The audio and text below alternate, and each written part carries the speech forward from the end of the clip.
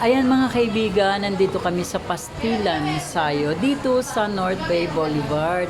And look at this, 20 per chicken pastel. Ayan, ang aking mga kaklase, si Elaine. Si Erin. Ayan. Si, aha, Nika Perlejo. At ako naman po ay ako. Ayan, so ito po ang aming exciting kasi first time ko makaranas ng kainan na ganito. Napapanood ko lang siya sa GMA. So thank you, kain tayo.